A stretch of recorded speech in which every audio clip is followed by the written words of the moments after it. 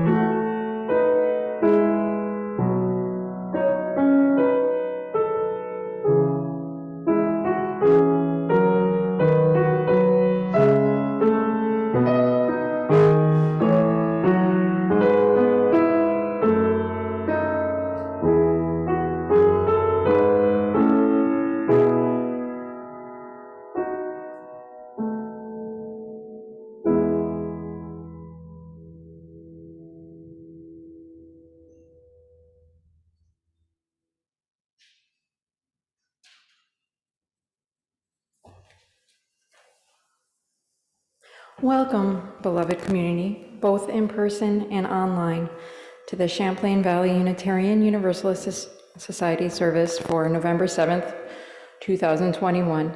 Hope you're all enjoying the first day without daylight savings time. My name is Julia Chant, and I will be acting as worship associate for the Reverend Barnaby Feeder. Today we're going to explore heroes for our times. Please note, if you are joining us online, the lyrics for today's hymns can be found in the chat section of Zoom. Now, there's a whole team that makes today's service possible. Thanks to Ronnie and our wonderful choir. We're so happy to have you back for the last couple weeks. Marnie Wood did the beautiful fall arrangements today. Mark Greenwood is our usher extraordinaire and helps with setup. And then we have a whole technician team, which included this week Richard Hopkins, Margie Young, Becky Strum, Sherman LaRose, and Abby Sessions. If this is your first time with us, CVUUS seeks to be an inclusive community that offers spiritual sustenance and religious education. We are open to all who find our commitment to religious integrity and social justice inspiring. There's a couple ways to stay connected at this time. We have a weekly newsletter that you can sign up for by shooting an email to office@cvuus.org, and our November newsletter also just came out. And there are 3 opportunities for connection that I want to highlight today. The first one is the Radical Love Giveaway Raffle 2021 edition. Now this is going to be our fall fundraiser, and we're going to try to do it as an online.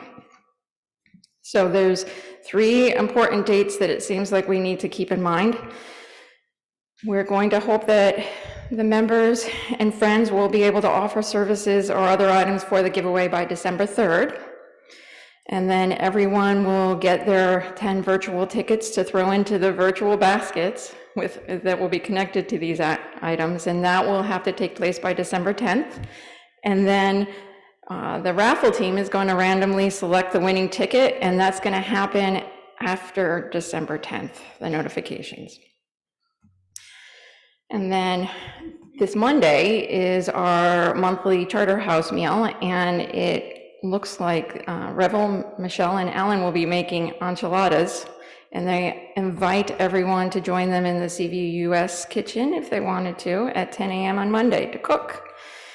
And then the last opportunity is an opportunity to help choose share the plate recipients by joining the donation team.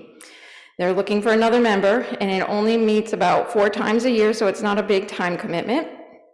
All congregants can make nominations, but the team takes the lead in making sure we select an inspiring balance of well-run local, national, and international groups addressing a variety of justice, educational, environmental, and cultural concerns.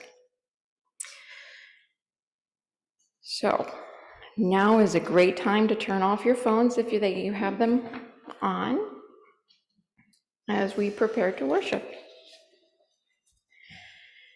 And today's call to worship is number 442 in Singing the Living Tradition, and it is by Richard S. Gilbert. We bid you welcome.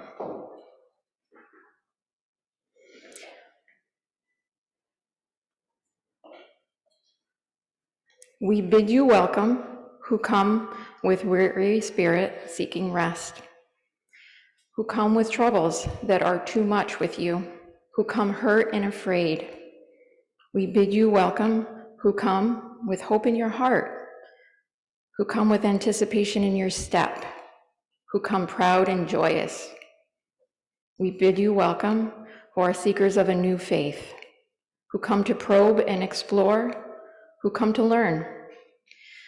We bid you welcome, who enter this hall as a homecoming, who have found here room for your spirit, who find in this people a family. Whoever you are, whatever you are, wherever you are in your journey, we bid you welcome.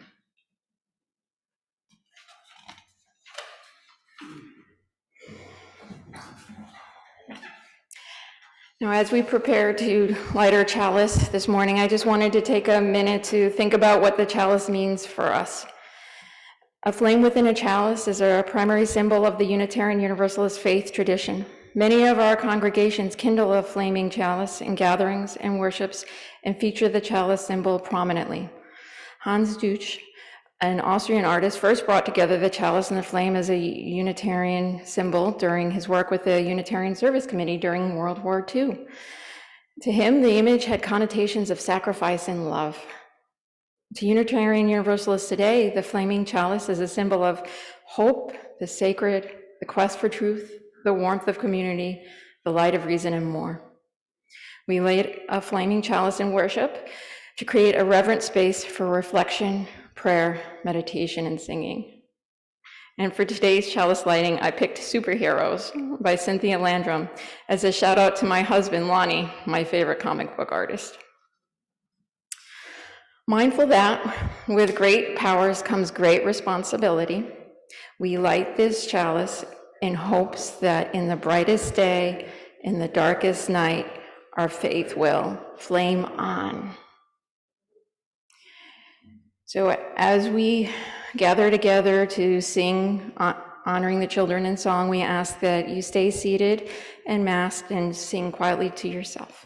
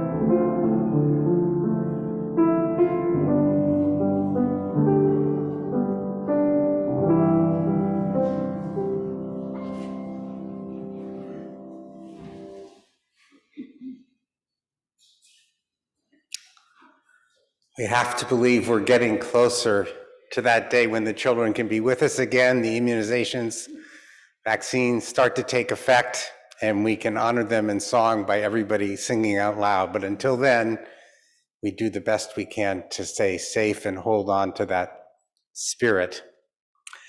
Nearly 6 years ago, I gave a sermon on how we cope with fear and learn to be courageous.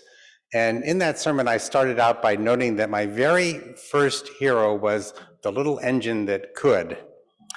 The Little Engine That Could is a very old story published in 1906 that became a bestseller in a 1930 edition by the author who used the cheerful name Watty Piper.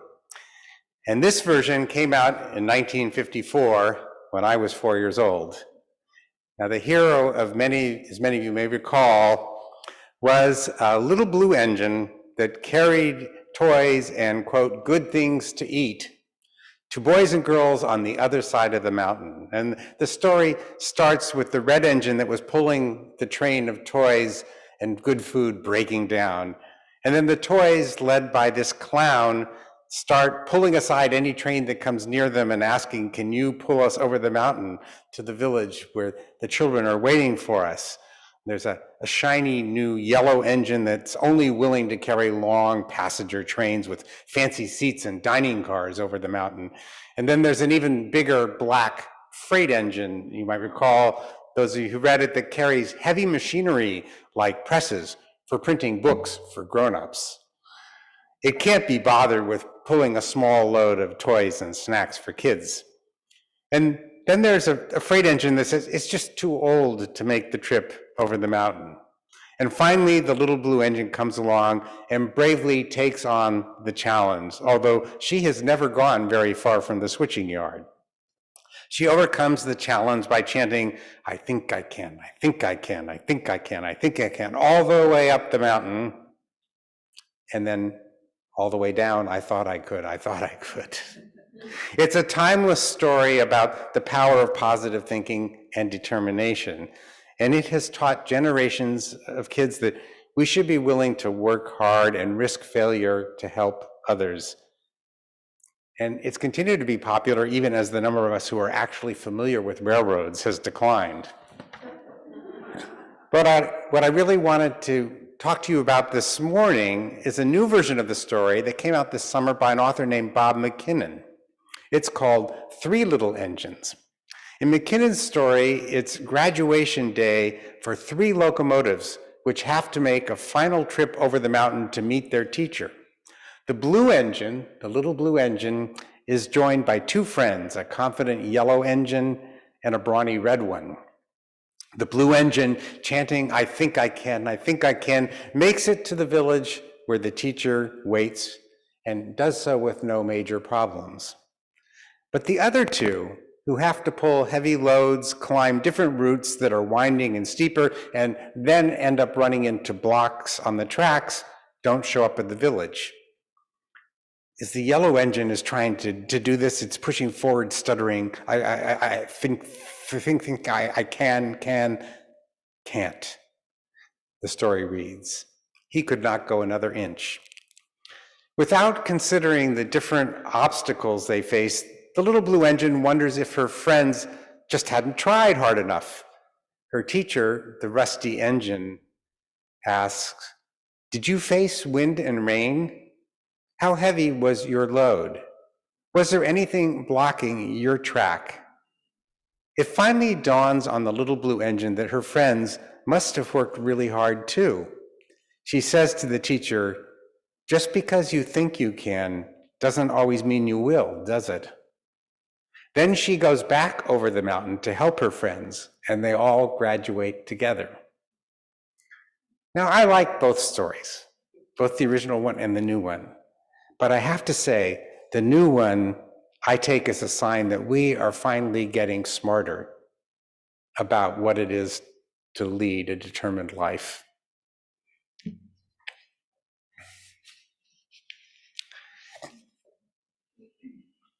This is the time in our service when we move on to the offering that we share with a donee. As you heard, there's room on the donations team for one more purpose. Now, our donee this month, a group called Honor the Earth, aligns with the mission that you heard proclaimed in our opening statement, that we honor the people who lived on this land before it was taken from them.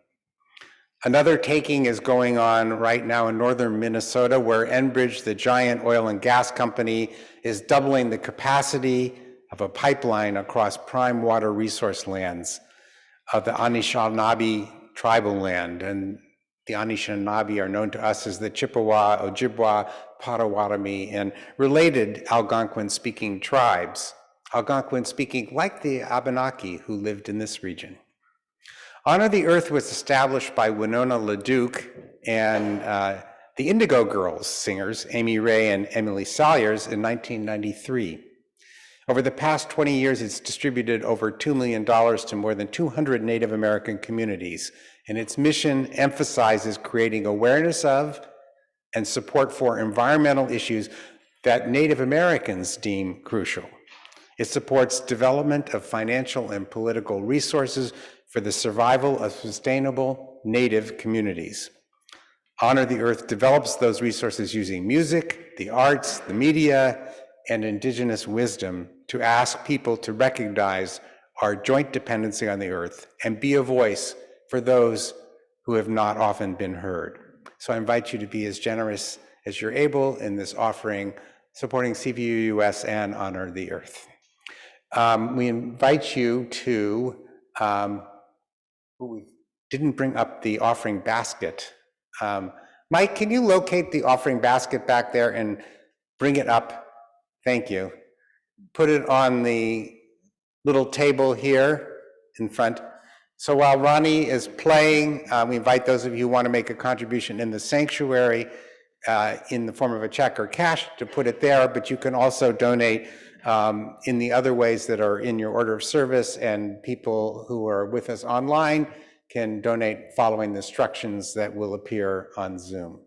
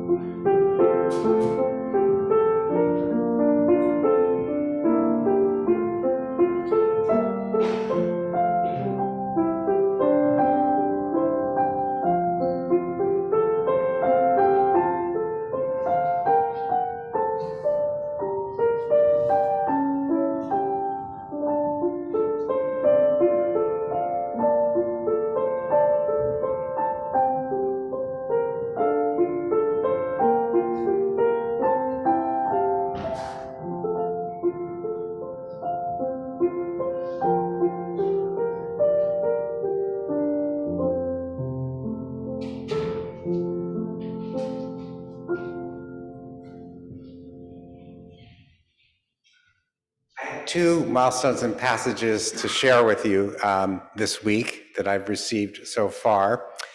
The first honors the news that arrived early this week that Beth Robinson, who had been an Associate Justice on the Vermont Supreme Court since 2001, is now the first openly LGBTQ woman to serve on any United States appeals court. It's a lifetime appointment. She is 56. The Senate confirmed her 51 to 45. Every Democrat present voted for her. The two Republicans who did were Senators Lisa Murkowski of Alaska and Susan Collins of Maine. It's a great step forward for a lawyer who led the drive for same-sex marriage in Vermont, and a well-deserved honor, which we're very proud. I have this note from Alice Berninghausen. John and Alice were blessed with a fifth grandchild, Kabir Berninghausen Thakur, who was born October 8th on Alice's 70th birthday. That was a wonderful gift. Alice was present in Verona, New Jersey, almost 3 weeks to help her daughter Gail's family adjust to this third child. And in the category of it never rains, but it pours, shortly after Alice left, 2-year-old Rohan, the middle child, was admitted to the pediatric ICU for complications of a cold virus, croup, and asthma, probably a cascading result of COVID, which he had contracted 6 weeks before. He has now been moved to a regular pediatric ward and things are stable. And the hope is that he will be able to return home to the family this weekend. I got this note from Alice on Thursday. Rohan is a strong boy and the family is strong too. And our prayers go out to the family, and our hope is that even as I read this, Rohan is home. And we are glad to have Alice back here in Vermont. Are there any ones that showed up in Zoom, Margie, that we need to pass on in the chat function?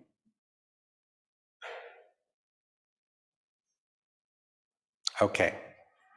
We know there are always, oh, and I have a late arriving yellow card. Thank you, Mike.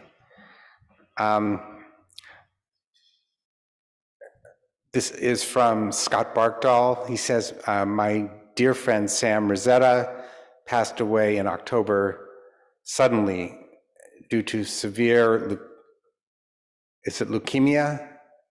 Scott, Scott says he was a gem of a friend, a pilot, a canoe tripper, and educator.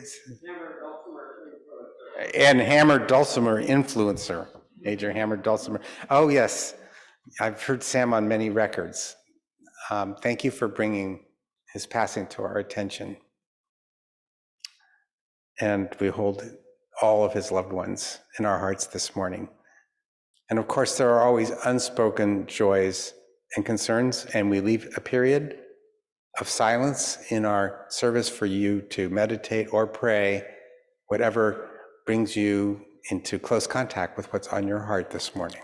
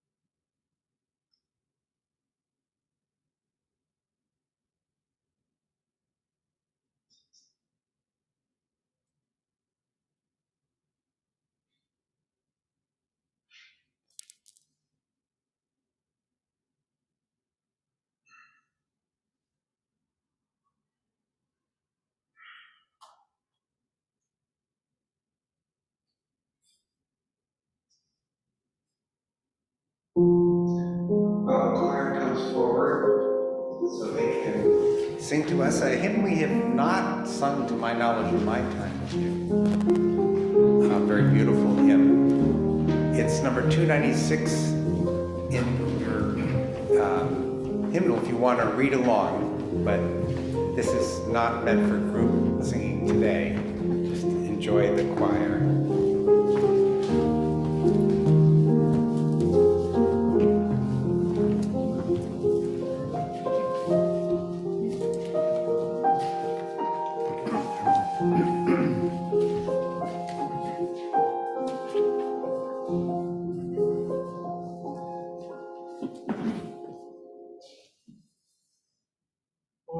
Filii et Filii,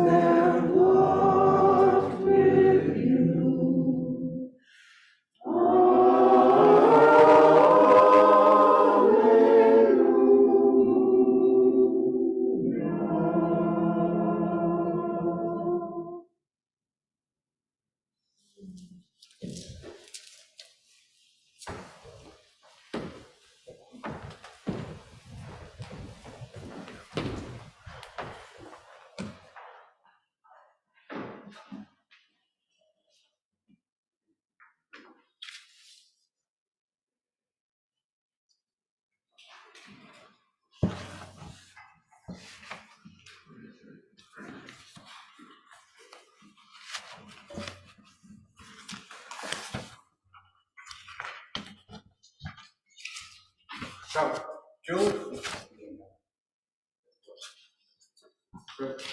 Julia and I are going to depart from the usual practice of one or two brief readings before I sermonize. And instead, I'd like you to imagine that I'm leading you on a kind of nature walk with the reading sections of our hymnal as the guidebook. And Julia will provide you with the numbers as she reads. We'll give you a bit of time to see if anyone comes to mind as somewhat heroic as you take in the words. With the clues from our readings, we are looking for different species of heroism in our world.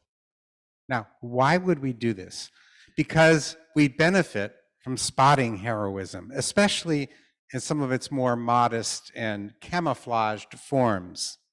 Encountering heroism in our daily lives, even at a distance, can make us more hopeful, happy, and grateful.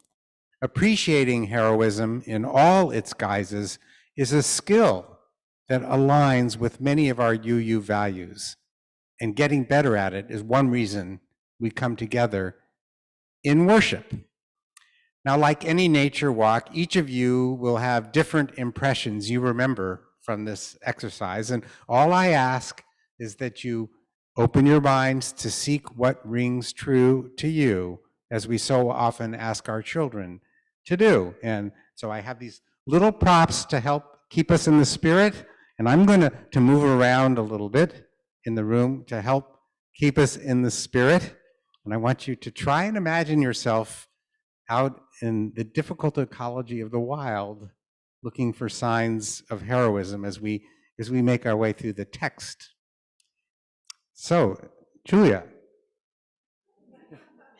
Our first section is number 476, and it's a confession by the Reverend von Ogden Voigt.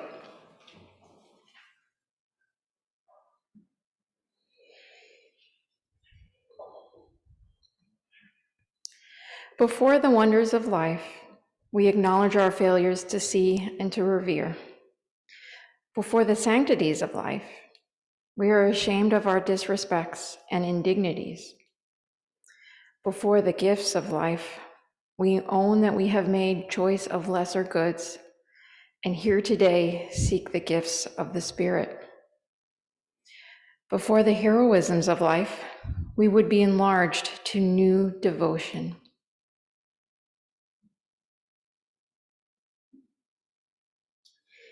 You've just heard a list of life blessings we encounter in abundance if we have the time to pay attention and take that time.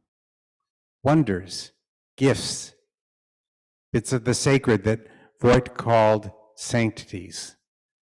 Voigt confessed that we have responded poorly to these opportunities. And I read his final line as a proposal for how to attend to these spiritual failures. Look for what is heroic in life. In that encounter, we may be inspired to a new level of devotion that enlarges us. And please note, this vision is not restricted to human heroism. All the heroisms of life can have this uplifting impact on we who gather to worship together As you look out into the natural world, there are all kinds of behaviors that you, if you try, can experience as different variations on heroism. This morning, perhaps, Reverend Vort, now more than half a century dead, calls us to recognize heroism that draws us into deep reverence for the wonders of life, and heroism that feeds life-changing practices for sustaining what is sacred. Personally, I'm looking out for signs of the heroism of, Greta Thunberg, who has occasionally been spotted alongside, Bill McKibben. For better or worse, we live in the right climate zone in which to encounter such heroes. That zone, of course, now covers the entire planet.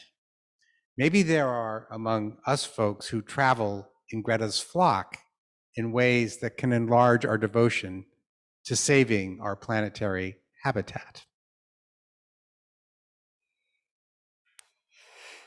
Our next selection is number 419. Now, these are opening words attributed to Kalidasa, who achieved fame throughout India roughly 2,500 years ago for his plays and poetry. Look to this day, for it is life, the very life of life. In its brief course lie all the verities and realities of your existence, the bliss of growth, the glory of action, the splendor of achievement are but experiences of time. For yesterday is but a dream, and tomorrow is only a vision. But today, well lived, makes every yesterday a dream of happiness, and every tomorrow a vision of hope. Look well, therefore, to this day. Now, as your guide, I can assure you that this is probably the most ancient vision of heroism we are likely to encounter on this walk. You can be recognized as a hero for what you did yesterday, and you can hope to act in ways tomorrow that are heroic. But Kalidasa counseled that you can only be heroic today. And though it may bring you bliss or glory or splendor, that too can only be yours to hold today. So let's welcome any visions of heroism we find on our walk that make today, right here in the Champlain Valley, a day well lived.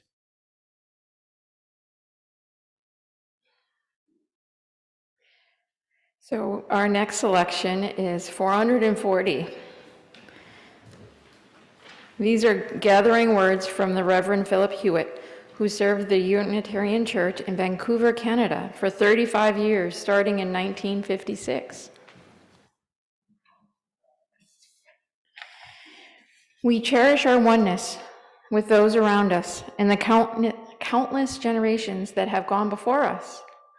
We would hold fast to all of good we inherit, even as we would leave behind us the outworn and the false. We would escape from bondage to the ideas of our own day and from the delusions of our own fancy. Let us labor in hope for the dawning of a new day without hatred, violence, and injustice. Let us nurture the growth in our own lives of the love that has shone in the lives of the greatest of men and women, the rays of whose lamps still illuminate our way. In this spirit we gather. In this spirit we pray. Well, I don't know if that called to mind any folks that you've known or read about. But to me, it says, we are called to make sense of here, that we are part, each of us, of a human family that Hewitt calls onenesses, and that these families sprawl across time and space. And you can recognize these families by a certain kind of plumage. I'll call it mixed blessings. A oneness with those around us and countless generations that have gone before is to be cherished and honored for all the good it bestows. But watch out. Some of what we end up with proves to be outworn or false. Making it harder, living within a oneness can keep us in chains and feed delusions. So it's true. As you can see in this walk, heroism that makes us more reverent and is grounded in the present is often found in the company of mixed blessings. As your guide, I would also want to point out that Hewitt suggested that the love that is shown in the lives of the greatest men and women can be a form of heroism that illuminates our way forward. And in his very own words, I see proof of that. It's not immediately obvious. So let's look closely through a special lens I'm carrying. I call it the lens of oppression. Look at Hewitt's words through the lens of oppression, and we see that he, a minister of the late 20th century, had moved beyond the old practice of using the word men or man to refer to men and women. We can easily imagine that some of his older congregants were rattled by what sounded to them as redundant language when he spoke of men and women in the name of inclusivity. But look closely at the landscape through which we walk today. The heroism of so many people who see themselves as neither male nor female has taught us to see, and even to say, ancestors or human kin, where Hewitt wrote down men and women.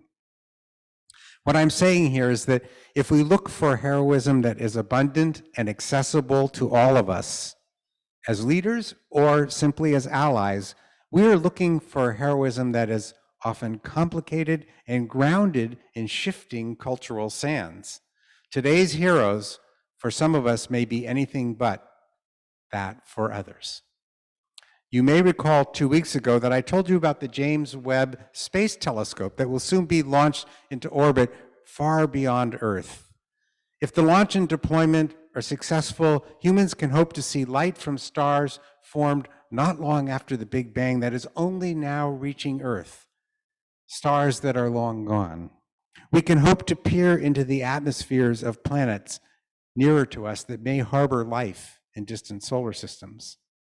What I didn't mention in that sermon about being radically in favor of knowing was that hundreds of scientists are now protesting naming the telescope after Webb, who was the leader of NASA, our federal space agency, during the era when we first landed astronauts on the moon. Many people who worked in the agency credit his leadership with allowing the agency to achieve this really amazing goal in such a short time. He died in 1992 after a long career as a public administrator, and a subsequent official at NASA who admired his work made the decision to name the telescope in his memory. More recently, though, charges emerged that Webb played an active role in enforcing State Department regulations in the 1950s against homosexuality and knew or should have known about persecution of gay astronomers during his NASA years. There will always be complications in naming monuments or facilities after individuals.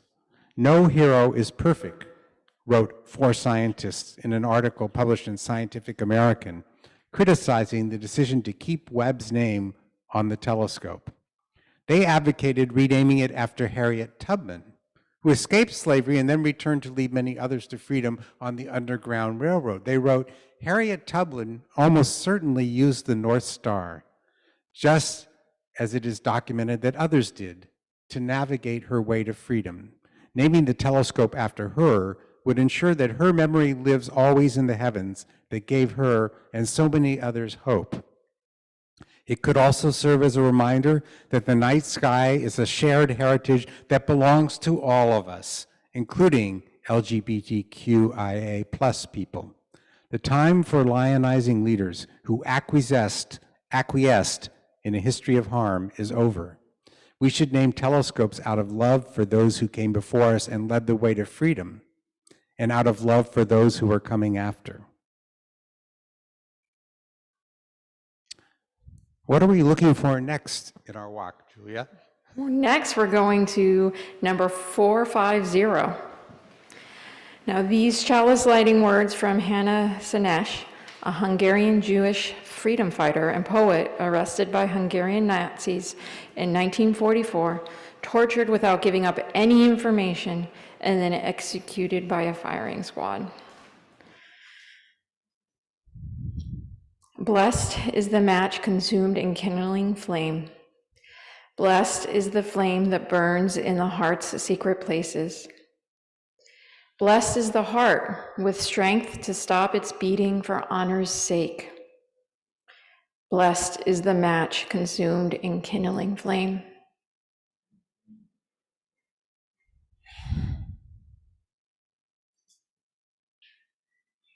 Despite all the complications I've been urging you to think about, heroism still comes in the recognizable and still widely celebrated forms of humans who make the ultimate sacrifice in the name of actual deadly combat with life-threatening, freedom-destroying evil.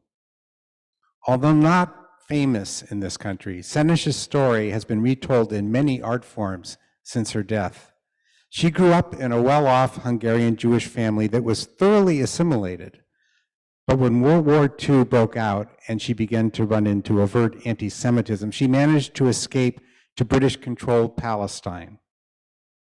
After a few years there, she began to make a name for herself as a brilliant young writer, but she decided to become a soldier. And then she volunteered to be a part of a squad of Hungarian speakers who the British planned to parachute into Serbia and then to infiltrate Hungary in an effort to link up with and fight with anti-Nazi partisans and to aid Jewish refugees. She was captured at the Hungarian border, and they found that she was carrying a small radio transmitter. Senesh never gave her captors information about her mission or contacts, despite being so brutally beaten that her teeth were knocked out. Not even when her captors brought in her mother, who had remained in Hungary and threatened to kill her, did she give up any information.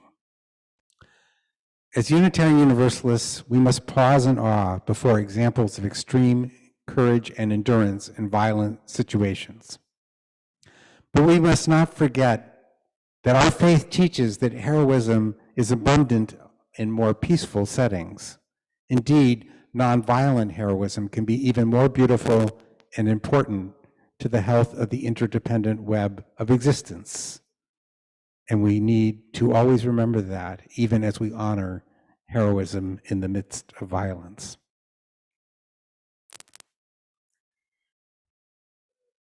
Our next item is number 462. This reading is an edited version of an affirmation by the great African-American singer, free speech, anti-colonialist, and civil rights activist Paul Robeson, as the post-World War II era of McCarthyism took hold in American politics. It summarizes his standard response to racist and anti-communist attempts to keep him from singing in public concerts in the late 1940s. I shall take my voice wherever there are those who want to hear the melody of freedom, or the words that might inspire hope and courage in the face of fear. My weapons are peaceful, for it is only by peace that peace can be attained. The song of freedom must prevail.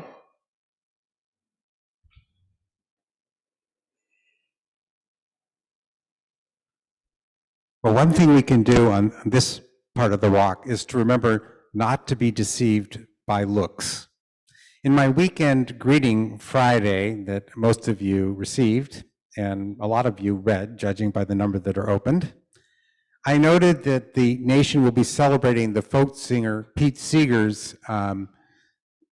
with a new stamp that the post office is issuing next week in its next year, in its Music Icons series. Now, like Paul Robeson, Pete was taller than average, but the physical resemblance ended there. Robeson was an imposing, muscular, former all-star football player in college with a deep bass baritone voice made for opera and acting on Broadway and musicals, as well as singing popular music and spirituals. Pete was a reed-thin tenor, and he was more famous for singing with others than alone, and he usually sang while playing that most homey of all instruments, the banjo. Both men fought nonviolently for many of the same causes, and the words Julia read could just as easily have been Pete's. Pete saw Robeson as a hero leading the way from his perch in the previous generation. In fact, Pete was the opening act for Robeson's tragic 1949 benefit concert in Peekskill, New York, to support civil rights. The concert was staged after an earlier effort had been canceled in the face of white violence, supported by the local police and veterans organizations, angered by Robeson's refusal to condemn communism. The second concert attracted 20,000 people. Local police were kept away by hundreds of union members and communist sympathizers who provided security.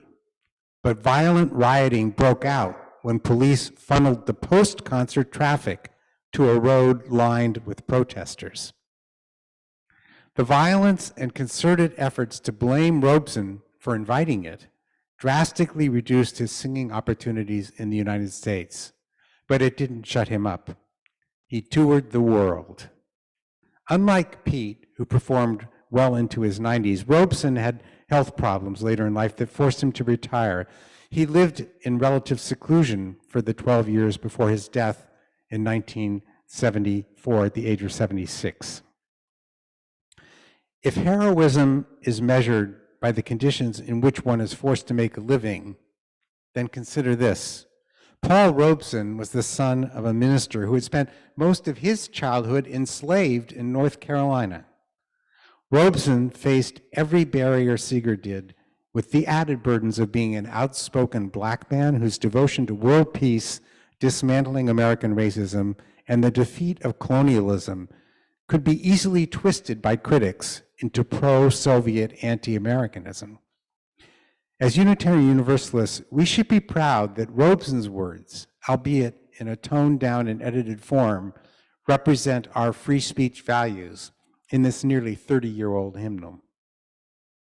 As an overwhelmingly white congregation, we may be unconsciously more comfortable and more easily inspired by heroes that look like us, but let's not forget that they received much of their inspiration from others whose life experience most of us can barely imagine. Let's not forget that the bird in the forest you see flying on your nature walk somewhere with thrilling purpose often does so in response to a warning or a call for help from others that you didn't see.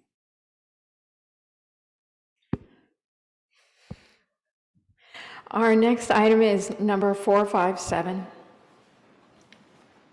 Now, Edward Everett Hales, a well-known Unitarian minister in Boston from 1846 to 1899, became the Unitarian chaplain to the U.S. Congress in the first years of the 20th century.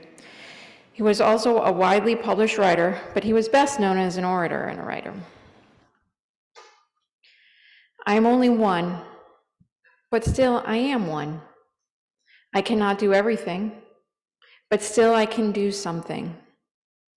And because I cannot do everything, I will not refuse to do the something that I can do. Well, I can't point out all the instances in the hymnal where heroism is explicitly or implicitly part of what's there. But because I can point out that Reverend Hale is a fascinating character in our history, I will. His short story, The Man Without a Country, was published during the Civil War, and it became a best-selling call to patriotism. It's a tearjerker written with such attention to historical detail that many people thought it was nonfiction. It was one of the most widely taught tales in American schools for nearly a century, and frequently adapted to stage and screen.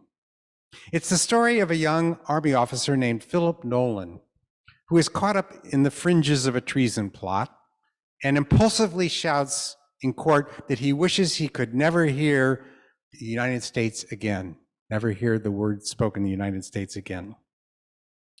The judge grants his wish, setting him off on a lifetime of shuttling between Navy vessels, sailing the world. where officers carefully prevent him from hearing any shred of news from or about the United States. His only real clue is that the stars on the flags that the ships fly periodically grow in number. Modern UUs unfamiliar with this story won't recognize how this brief reading actually maps to Philip Nolan's heroic endurance and patriotic dying words in this story. Because I can do something, because I cannot do everything, I will not refuse to do the something I can do. Through Hale's descriptions, little things Nolan does for others and for himself, and his constant expressions of regret, Hale guides us to a vision of heroism that is an accumulation over decades of simple acts of kindness, of pursuing wide-ranging curiosity and self-care. It looks a little like the wisdom of Kalidasa, act now, guided by love. But on closer reading, we notice that even this prisoner with few choices in his life is constantly putting off some little things in favor of doing other little things. If Hale and Kalidasa could have tea together, both would have some explaining to do to find out where their visions of acting heroically in our life overlap.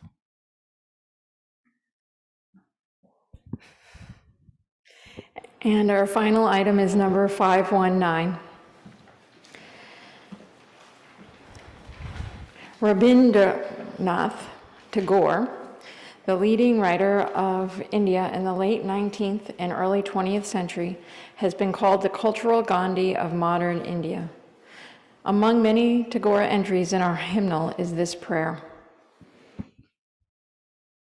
Let me not pray to be sheltered from dangers, but to be fearless in facing them.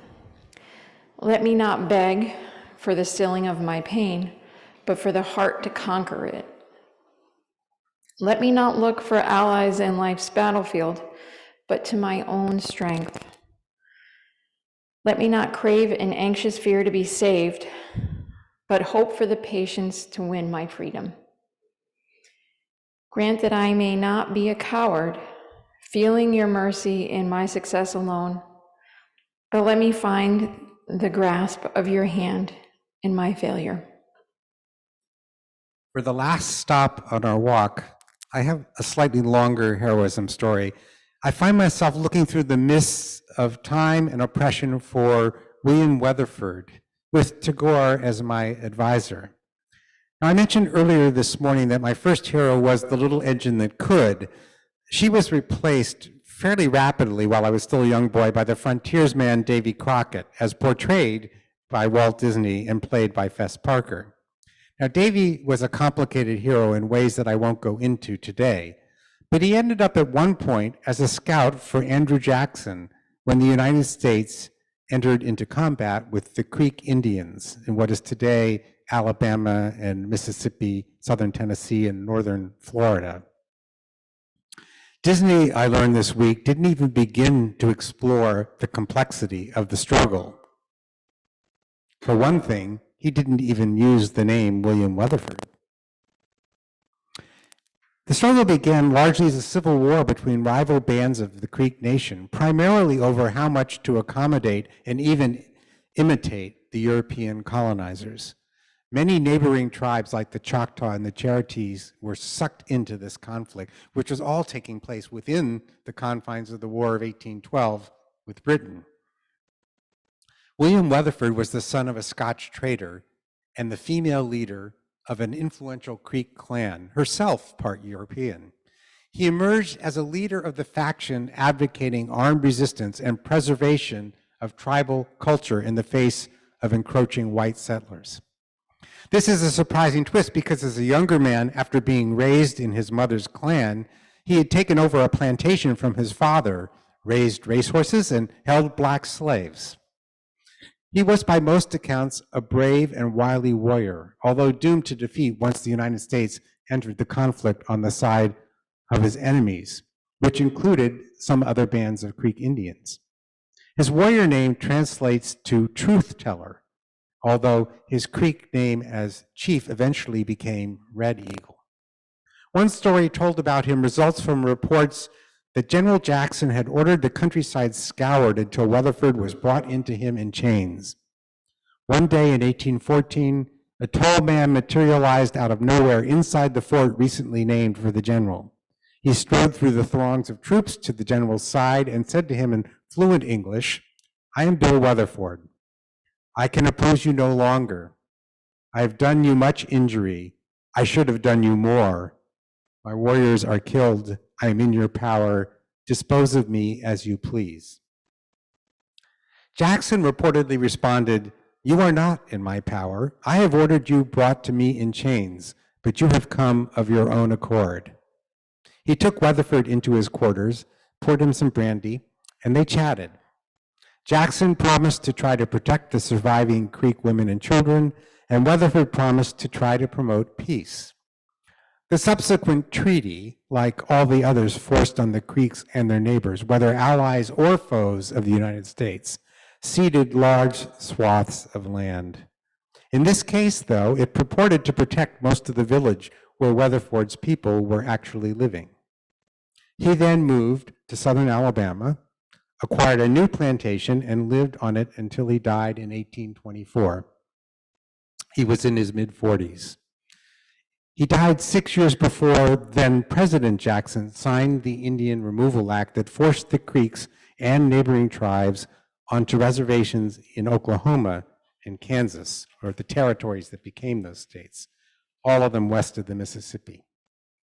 Would Weatherford have been able to remain in his Alabama plantation home when the removal order was enforced? Would he have wanted to? Who knows? Weatherford, I have to believe, would have been especially appreciative of the beginning of Tagore's prayer. "Let me not pray to be sheltered from dangers, but to be fearless in facing them. Let me not beg for the stilling of my pain, but for the heart to conquer it." And he would have appreciated the end. "Grant that I may not be a coward, feeling your mercy in my success alone, but let me find the grasp of your hand in my failure." I think at this last stop on our walk, you are on your own. Only you can discern what constitutes your vision of the best we can do with heroism in the compromised circumstances of our messy lives. Thankfully, they are not for most of us as messy as Weatherford's was.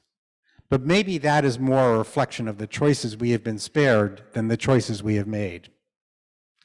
In a true walk through nature, we come home marveling at the diversity within which we live. Let us leave this spoken walk marveling at the diversity of our rare opportunities to live as recognized heroes, but our constant ones to live as devoted allies of heroism. I'll close by offering a rough metric you might want to use for how well you are doing in getting enlarged to a new devotion. Let's start with the phrase, "the better angels of our nature," coined by Abraham Lincoln for the intimate and hopeful closing line of his first inaugural address as the nation plunged toward civil war in 1861. Now, don't get hung up on precisely defining the better angels of our nature. Just ponder this. Are you living in ways that call your better angels forth into community with the world around you? If so, whether or not you feel heroic, someone out there is going to get that vibe from you, and the world will be blessed.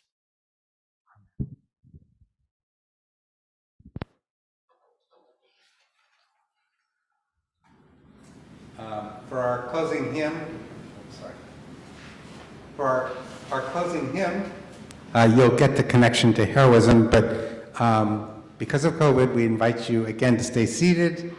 If you want to read the words or maybe even sing them very softly to yourself, that's fine, but we're not going to give this the full-throated rendition we have so often given in the past, and which it deserves.